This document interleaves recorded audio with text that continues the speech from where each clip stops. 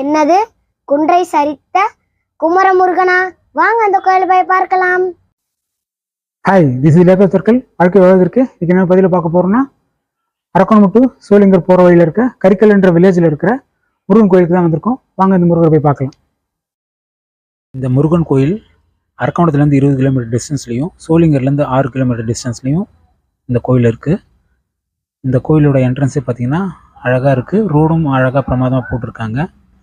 இந்த முருகனுக்கு பார்க்குறதுக்கு முன்னாடி அடிவாரத்தில் இருக்கிற இந்த கோயிலை கட்டின ஸ்ரீ நாராயண சுவாமியோட ஜீவசமாதியை முதல்ல நம்ம பார்த்துடணும்.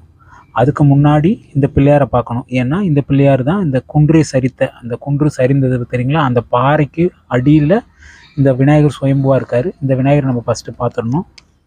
அதுக்கப்புறமேட்டு தான் நம்ம அந்த சித்தரோட ஜீவசமாதியை பார்த்துட்டு அதுக்கப்புறம் தான் படி வழியாக ஏறுறதோ.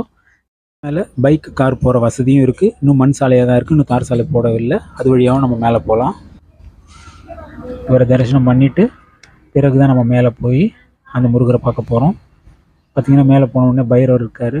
இதுதான் முருகர் சன்னதி போகிறதுக்கான வழி. ஸோ இந்த படி வழியாக நம்ம ஏறி போகணும் அப்படின்னா இந்த முருகரை நம்ம பார்க்கலாம்.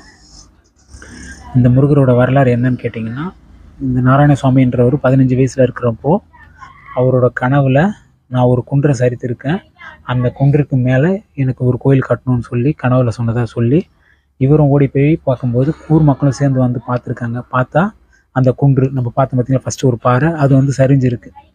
ஸோ அதனால் இவர் இந்த மேலே முருகரை கட்டணும்னு சொல்லி ஒரு பாட்டி உத்தரவு கொடுத்துருக்காங்க. தெய்வம் வந்து ஸோ நீ தான் அந்த கோயிலை கட்டணும் அப்படின்னு. ஸோ தனி ஒரு ஆளாக இருந்து இந்த கோயிலை கட்டியிருக்காரு.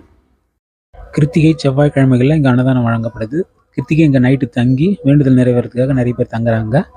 இது முருகர் கோயிலுக்கு எதிர்த்தாம இருக்க யானைப்பாறை. இங்கே கார்த்திகை தீபம் மட்டும் மேலே ஏற பர்மிஷன் இருக்குது. ஏறி தீபம் ஏற்றுவாங்க. கோயிலோட ஃபுல் வீடியோவை விரைவில் அப்லோட் பண்ணுறேன். ஏன்னா இந்த கோயில் பற்றி நிறைய சொல்ல வேண்டியது இருக்குது. முருகர் பார்த்திங்கன்னா அவ்வளோ நேச்சுரலாக அழகாக இருக்கார். நல்ல சக்தி வாய்ந்த முருகராகவும் இருக்கார். வேண்டுதல் நிறைவேறுது எல்லாருக்குமே.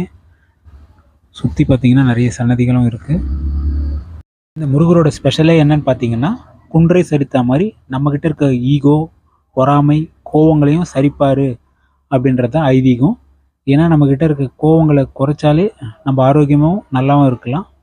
ஸோ அதனால் கோவம் அதிகமாக இருக்கவங்களும் ஈகோ அதிகமாக இருக்கவங்களும் இந்த முருகரை வந்து தரிசனம் பண்ணணும்னு வேண்டி விரும்பி கேட்டுக்கொள்கின்றேன். இந்த கோவில் காலை 6 மணி முதல் இரவு 7:30 மணி வரை திறந்திருக்கும். இந்த கோவிலோட லொகேஷனை டிஸ்கிரிப்ஷனில் கொடுத்துருக்கோம். செக் பண்ணிக்கோங்க. மறக்காமல் லைக் அண்ட் சப்ஸ்கிரைப் பண்ணுங்கள். தேங்க்யூ.